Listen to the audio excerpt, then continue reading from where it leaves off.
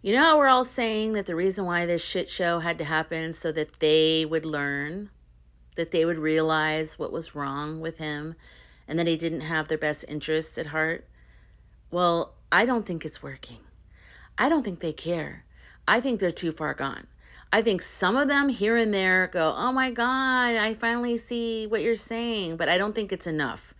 And you know what I really think is going on? I think we're learning to listen to ourselves, to find our voice, and to speak out, to set boundaries with people, to say no more, and to fight, and to be strong, to find our inner warrior. Because we're fighting for everyone. They're fighting for no one. Well, that's not true. They're fighting for him.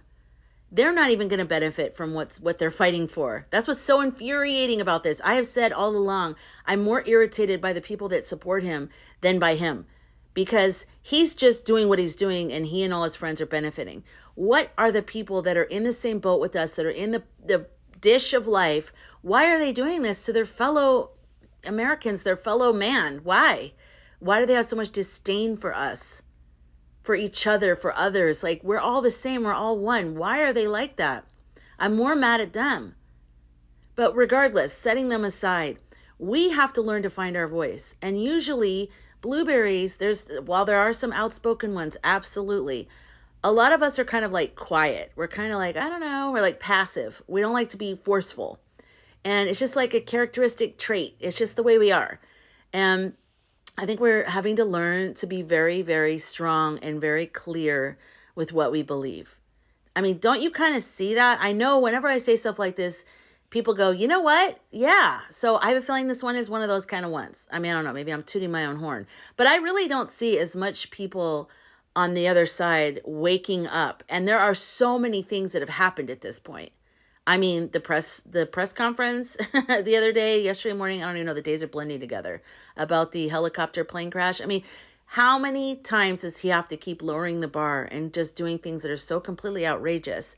And we keep thinking, okay, this will make them see. They don't see it because it's not about that. It's never been about that. They enjoy the ruffling of everyone's feathers. They don't care. They're not the same as us, I guess, or whatever. So we're thinking like, or they're just deceived by him. I don't know. I don't think so. I think that it's not about policy for them. I think that there's some kind of inner hatred or just some deep psychological thing going on that they've just blown off logic and they're locked onto that. So I don't know. If someone else has something else that they want to add about that, go ahead. But I've racked my brain trying to figure it out, and there's nothing to figure out. It's just like this weird, evil, low level energy, low vibration, cruel, no empathy, laughing at people's pain. Like, I don't even know how to relate to that. I can't even fathom. I just can't. Okay, so back to us and the blueberries and what we need to do right now. We need to find our voice. I'm finding my voice publicly. Some people are finding their voices within their families or their communities or at a job or whatever. You don't have to go online and show your face on a video, but you're finding your voice. Am I right? We're all kind of collectively like the 4 a.m. club. What was that all about? Like, it's like woke us all up to something. I mean, people that have never had any kind of psychic abilities or feelings or whatever, all of a sudden all have this same feeling about November 6th. Why? What was that? So we need to find our voice. This is more about us than it is about them. And I think that's such a huge change in our thought process about all this. Let's just forget it. They're lost causes. And I'm sorry to say that. If they come around, great. I always have an open door for someone who's come around. But I can't waste a dot of energy on someone who's willfully ignorant, who's taking a jackhammer to a boat that we're over here, taking buckets and trying to get the water out of the boat and save everybody.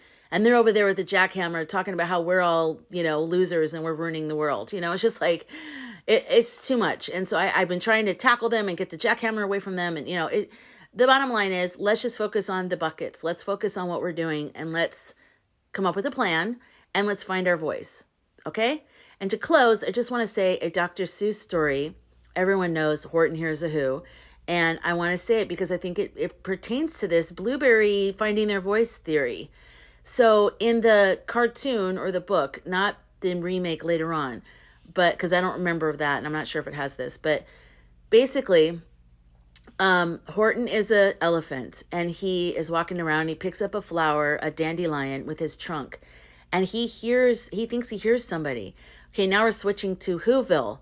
Whoville is this tiny, tiny little town filled with all the Whoville people, and they live, their whole world is on a dust speck on the flower. And because Horton has such big ears, he hears Whoville. Because one guy in that town is crazy enough to try to speak to life outside of Whoville. So he set up this contraption that amplifies his voice. So he's like, I think he's the mayor, but he's also a scientist, or maybe just a scientist. I can't remember. Sorry. So he's speaking into this thing like every day, and he's everyone thinks he's kind of crazy, but whatever. So as he's speaking, and one day finally Horton hears him and goes, hello? Like, why can I hear you? This is crazy. This is amazing. So the scientist guy's like, oh my God, you can hear me? And he's like, tell me about your world. He's like, I'm an elephant. There's monkeys here. It's amazing. He's like, oh my God, what's your town like? Oh, there's like people, there's townspeople, buildings, everything. So he every day he's so excited, and he's talking to the dust speck, Horton. And Horton hears a who. Okay, so he hears a who in Whoville. He's walking around this dust speck, and he's talking to it. Eventually the monkeys in the Horton world start to tell Horton that he's crazy. And they're like, we think you're crazy. We don't like what you're doing. Like, we don't hear anybody. You're talking to a flower. We gotta help you stop this. And he's like, no, really, I can't believe you don't hear them. So he tells everyone in Whoville, he's like, everybody scream. Use all your voices. Everybody scream at the same time. So the scientist tells everybody in the town, this is an emergency. Everybody has to scream. So they're all screaming, full blast, full volume, full everything. And the monkeys don't hear them. And they're like, sorry, we don't hear anything. And Horton's like, how can you not hear them? They're all screaming. It's like, we don't hear them. And so they're saying, boil that dust speck, boil that dust speck. So they have the flour, and they're putting it in a big vat of boiling water over a fire. And they're chanting, boil that dust speck, boil that dust speck. And Horton just keeps pleading with them, please, please, they're going to boil your town, basically. Get everybody screaming. The scientist is running around the entire town looking, is there anybody not screaming? Is there anybody not using their voice? Anybody at all not using their voice to save the entire town of Whoville? They find a little boy in the back of a house, in the back room, playing with his toys. And he goes, what are you doing? Everybody needs to be using their voice. And he goes, I don't know. I didn't think it mattered. He's like, it matters. Use your voice. So right when the kid screams with everybody else that's yelling, that last little piece, that voice of his voice, breaks the sound barrier. And as it's going into the water, as the flour and the dust speck is going into the boiling water, it breaks the sound barrier, and all the monkeys hear them. And the Whoville people are all saying, we are here, we are here, we are here. And the monkeys are all saying, boil that dust speck, boil that dust speck. We are here, we are here, we are here. And the monkeys go, wait a minute, we hear them. They hear them. And I may have chills. I get chills every time I tell this story, because every single voice matters. And I really think that if you're a blueberry and you're a lurker, and that's okay, there's nothing wrong with that, but you're like getting mad and you're watching everything and you're kind of quiet in your life, and maybe you're in a situation where you can't really use your voice. I understand that. I do. I really do. There's got to be some way you can use your voice. Somehow, some way, use your voice right now. Somehow, this movement needs support. Okay, this needs everyone's voice and all of the blueberries to say, we are here, we are here, we are here, because we know what happened. We know Lotus Queen, okay? We know that one. That's the true, okay? The truth will come out and prove us to be right. But until then, all the blueberries have to chime in. We are here, we are here, we are here, and we cannot let up. Don't let hope fade. Don't let them make you think that you're crazy or that anything. Keep chanting. Join in. And I really think that by us all finding our voices, something might break in all this. Something might change through all of us, showing our power and our numbers. Because what we saw on November 5th, that wasn't the true number. Don't let that discourage you.